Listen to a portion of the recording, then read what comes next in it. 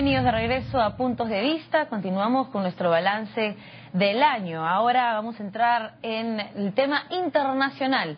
¿Cuáles han sido las noticias más destacadas del año?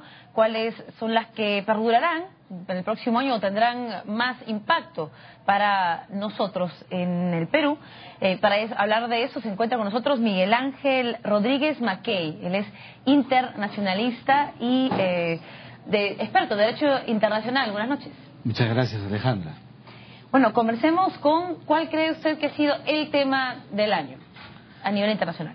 Fíjate, a ver, yo creo que hay un tema que a nosotros como Perú nos compete y sin lugar a dudas el tema que raya la política internacional peruana, la política exterior, es el tema de nuestro juicio con Chile en la Corte Internacional de Justicia, La Haya. Creo que ha sido el tema más transversal que llegó a su definición con un fallo de carácter vinculante y que lo hemos asumido los peruanos como un tema de Estado. Creo que esto es lo más importante. Un tema de Estado porque comienza con una fase sustantiva en los primeros 5 años de la década de estos primeros 10 años del siglo XXI. Luego ingresa a una fase procesal importante cuando se decide ya incoar a Chile ante la Corte, y finalmente la etapa de los alegatos que corresponde a este último periodo, el gobierno del presidente Humala, y entonces es un tema de Estado donde el Perú le pide a la Corte el establecimiento de una delimitación marítima, y fíjate, hemos tenido por parte de la Corte lo más importante, la movilización de un paralelo que ya no existe más y que por tanto ha comportado para el Perú una victoria jurídica, hay que decirlo. O sea, es una victoria del derecho internacional a favor del Perú. Y creo que Perú y Chile han dado una muestra al mundo entero de que son capaces, en un siglo XXI donde debe reglamentar la paz internacional, de solucionar sus problemas por la vía pacífica. Creo que esto es lo más importante en el plano internacional para el Perú. Hay otros temas, evidentemente, que tienen una relación directa con la visión internacional del Perú, pero yo quisiera extrapolarme, ¿no? Quizás a los temas del mundo que han marcado este año. Y creo que... Antes de cambiar de tema, sí. por ejemplo, sí. El tema de La Haya es un tema inconcluso en el sentido de que todavía está en proceso la fase de implementación de estas normas. A ver, vamos a decirlo. La Haya estableció un mandato para Perú y Chile que era ubicar el punto exacto de la delimitación marítima establecida en su fallo. Perú y Chile lo han hecho. Incluso firmaron un acta el 25 de marzo pasado donde establecieron puntualmente y con coordenadas ese punto de intersección que es en la orilla del mar con la proyección del paralelo que pasa por el hito número 1. No que se inicia en el hito número 1 como decía Chile, que es una cosa distinta. Lo que ha seguido por parte del Perú es la adecuación de un fallo supranacional, internacional, al derecho nacional. Y entonces el Perú tenía que adecuar sus reglas internas. El Perú ha cumplido. Chile tiene que hacerlo. Y una vez que Chile lo haga, el Perú y Chile deberán abocarse al acto soberano, que es lo más importante, Alejandra, pescar. Es el sentido fundamental por el cual fuimos a la Corte de La Haya. Y creo que estamos en el camino, pero hay que hacerlo. Porque Perú y Chile tienen que dar la vuelta a la página, como decía Carlos García Bedoya, para pensar en una agenda que ya no sea pues una agenda de límites, ¿no? Porque hemos tenido por muchos años una agenda extrapolada al tema de fronteras. Creo que ahora debemos tener una agenda diversificada con muchos temas asociados con Chile, el propio marco de la Alianza del Pacífico, donde juntamente con Colombia y con México tenemos un Pacífico que es el escenario, Alejandra, del siglo XXI. Entonces, creo que a eso llamamos la fase de este cumplimiento, digamos, ya literal del fallo que tiene que hacer Chile por parte de la movilización de sus normas internas, que significará, con todo ello, la dimensión de dos países que están de acuerdo con el cumplimiento estricto de un fallo de carácter vinculante. Perfecto, bueno, ahora sí, mudémonos un poquito más lejos de La Haya y del límite de Chile con Perú. ¿Cuál sería el evento a nivel regional que tal vez ha marcado más internacionalmente? Fíjate, yo quisiera tocar un tema que creo que es el que la mayor parte de los análisis dan cuenta en el sistema internacional. Creo que el fenómeno yihadista, el yihadismo, que comenzó en su versión islámica, es el fenómeno más, pero más grave que ha impactado a la comunidad internacional, que es desde 1945 el que se firma la Carta de San Francisco después de la Segunda Guerra Mundial, donde el mundo fue sacudido invocando la paz. Creo que ese statu quo de paz se ha visto vulnerado, violentado por la aparición de este fenómeno terrorista, que ya no es pues en los enfrentamientos tradicionales de 2000 años en las relaciones internacionales entre estados, sino hay estados contra un fenómeno no convencional. Para que la gente nos entienda, aquellos que no respetan las normas internacionales, no respetan el derecho a la guerra, no respetan nada. Y creo que el yihadismo ha marcado en este siglo XXI, en estos primeros 12, 14 años, una pauta de amenaza, y que, como tú decías al comienzo, yo creo que todavía hay mucho por hacer. Hay una coalición internacional que se ha formado a partir de las intencionalidades de Estados Unidos, son más de 40 países, se le ha derrotado en algunos puntos, todavía falta realmente quebrar a este grupo que quiere fundar un califato, pero creo que deberá haber todavía una advocación estratégica para contrarrestar a este realmente flagelo de la humanidad. Bueno, uno de los grupos más radicales que ha usado técnicas realmente inhumanas, como decapitar a mujeres y niños en Irak, que es ISIS, el Estado Islámico, que está buscando, como mencionas, formar un califato en Irak a punta de tomar pueblos y, bueno, aprovecharse de sus recursos y cometer delitos de lesa humanidad, ¿no? ¿Qué se está haciendo en estos momentos, digamos, para contrarrestar el efecto de esta organización? Fíjate, Alejandra, lo primero que se ha hecho es una estrategia de carácter militar, bombardeos, pero creo que eso no basta, ¿no? La zona norte de Siria, donde iniciaron, luego tomaron 3/4 partes de Siria, e incluso llegando hasta la zona de Kobani, en la frontera con Turquía, es una verdadera amenaza. Se ha estado buscando estos mecanismos de carácter militar, pero que no están funcionando del todo como se quisiera. Entonces, el yihadismo hoy día se ha exponenciado. Fíjate, más del 30% de sus cuestas vienen, fíjate, lo más alarmante, de Europa y de otras partes del mundo. Jóvenes que se alistan en un grupo que controla 4 refinerías del planeta en la zona de Medio Oriente, donde obtienen importantes caudales de dinero e incluso son absolutamente pagados, casi en calidad de mercenarios. Entonces, esta es una verdadera amenaza que se tiene que contrarrestar. Ya existe todo un proceso y todo un mecanismo internacional para darle vuelta no solamente al trabajo de bombardeos, sino trabajos de infantería que se tienen que hacer. Pero lo más importante, muchos de los jóvenes que están participando lo hacen porque están desorientados, no hay una brújula en ellos, y entonces hay que hacer un trabajo de arrastre.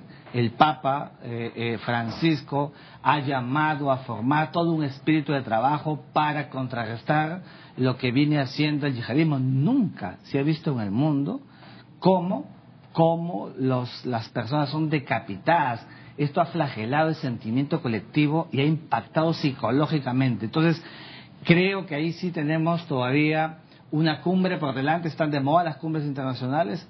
Tiene que haber una cumbre sobre el terrorismo internacional no convencional para buscar realmente detener a este flagelo que se ha diseminado por el planeta. Míralo en Canadá, hace poco en Australia, en el mismo Perú hemos encontrado y detenido a un miembro del Hezbollah, y entonces se empieza a diseminar, ¿no es cierto?, este grupo terrorista, volviendo vulnerable otros espacios del planeta, que socava pues la integridad de todos, ¿no?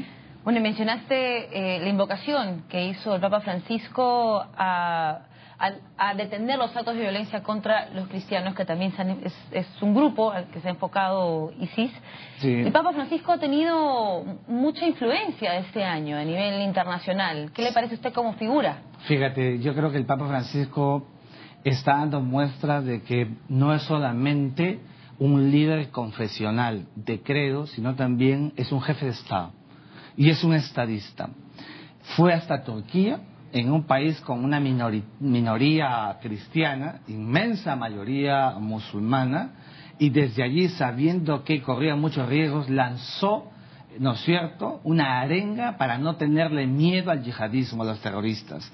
Creo que ha dado unas muestras de valentía. Acercó al primer ministro de Israel y al presidente Abu Mazen de Palestina para un acto de oración en el Vaticano, acuérdate, que promovía mover los cimientos de los gobernantes para evitar justamente estos flagelos.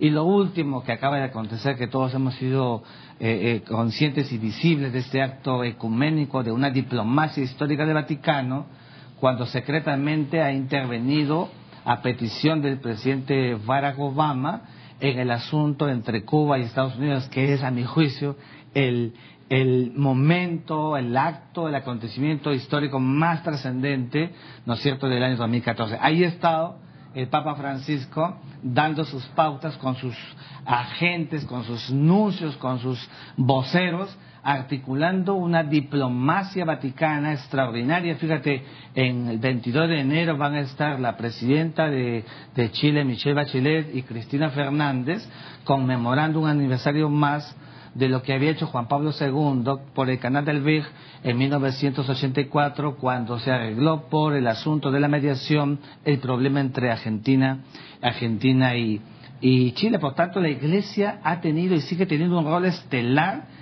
y el Papa Francisco le agrega una cuota muy personal, muy latinoamericana, cambiando tónicas, cambiando el ajedrez con muestras realmente de transparencia, que creo que le está haciendo un trabajo muy serio y sobre todo, fíjate, en diplomacia muy pero muy discreto, que es como se hacen las cosas interestatales más efectivas, ¿no? Sin imposiciones, ¿no? Parece que él siempre da sugerencias y al final son escuchadas tal vez por milagro del Señor. Sí, bueno, sí. Otro tema que es muy cercano a nosotros en México, ¿no? La desaparición de los 43 estudiantes de Iguala.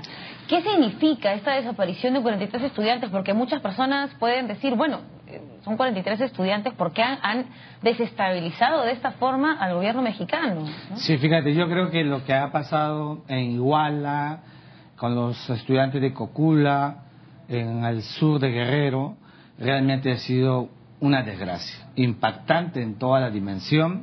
Por primera vez en México, el Estado regional, por supuesto, coludido en actos ilegales, ilícitos, que inyectan una relación realmente atípica con las reglas del derecho internacional, un genocidio. Se ha detectado solamente, se ha podido determinar que uno de los estudiantes por ahora ha sido identificado, pero esto ha impactado mucho, Alejandra.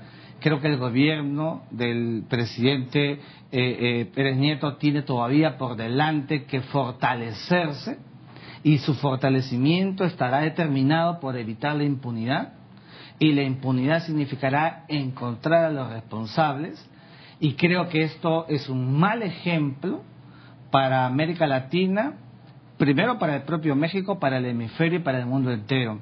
Nada ni nadie puede determinar, ¿no es cierto?, terminar con vidas humanas de la manera como se ha hecho, impactando a familias que hoy han creado una sensibilidad muy grande hacia el interior de un México que prácticamente se ha visto fracturado por este flagelo. Claro, y justo viene cuando el presidente Enrique Peña Nieto venía haciendo esfuerzos importantes de lucha contra el narcotráfico y ocurre la desaparición de esos 43 estudiantes. Tiene un reto por delante y ese reto estará determinado, te reitero, en determinar la responsabilidad de quienes hayan tenido que ver con esta desaparición, porque todavía seguirán en calidad de desaparecidos hasta que no se determine, ¿no es cierto?, la realidad de su fallecimiento y de su muerte. Bueno, y otro hecho que impactó muchísimo fue la crisis en Ucrania. Europa del Este y Crimea regresó a Rusia. Pensábamos que el tiempo del colonialismo ya había terminado pero sí, sin embargo terminaron expropiando. Sí, fíjate, yo creo que lo que sucedió en Ucrania en el mes de febrero con el asalto de Kiev y la salida de Yanukovych, el presidente adicto a Moscú, a Putin, creo que marcó y determinó gran parte de la crisis en Asia, sobre todo en la parte del este, donde Rusia quería pues mantener esa relación satelital con las ex repúblicas soviéticas, pero sobre todo con Ucrania, que es la más importante, con la que comparte importantes espacios en términos de gas y en términos de petróleo. Creo que eso impactó muchísimo. Creo que lo que hizo avezadamente Putin de anexarse Crimea, que por cierto hasta ahora y no va a tener reconocimiento internacional, lo ha impactado, las consecuencias las estamos viendo ahora. Gran parte de los sucesos devenidos en Ucrania con los grupos alzados de prorrusos en la región este, gran parte de esos sucesos ha generado sanciones económicas a Rusia. Y esas sanciones económicas a Rusia, juntamente con la crisis del petróleo, han llevado a que se haya producido, porque no es de un momento a otro este colapso económico en Rusia, un Putin desesperado que no sabe qué hacer y que el rublo recién el día de hoy ha empezado a tener algún nivel discrecional de alza, pero que está impactado porque nadie puede decir que es un secreto que el gran talón de Aquiles de Rusia ha sido evidentemente el tema económico. Entonces ha querido buscar en el camino algún nivel de inyección, se ha adecuado en un negocio con la China por 40 años, el tema del gas, pero con todo eso, fíjate, Alejandra, creo que tenemos todavía una Rusia por delante sumamente impactada. Para que pueda recuperarse, el precio del barril de petróleo está en estos momentos en $60. Tendría que llegar a $100, como está la situación internacional, donde ha habido un reflotamiento de la economía americana por justamente los procesos de exploración y explotación de la operación Bisagra por Estados Unidos. Va a ser muy difícil que Rusia pueda articular de alguna otra manera y tendrá que entrar en procesos, ¿no es cierto?, de negociación para que pueda conseguir mecanismos de cómo primero saciar a la población rusa. Más del 50% de ella vive de un presupuesto nacional fundado en el petróleo. Entonces eso es sumamente complicado para Rusia en estos momentos. Claro. Bueno, seguramente muchísimos temas se nos quedan en el tintero. Muchísimas gracias por habernos acompañado. No, por favor, a ustedes. Muchas gracias y un feliz año para todos. Bueno, Miguel Ángel Rodríguez Mackey, él es abogado e internacionalista. Bueno, y cómo olvidar, también este año hemos perdido a figuras importantísimas como Gabriel García Márquez, Roberto Gómez Bolaños, Chespirito y Cerati. Así que hacemos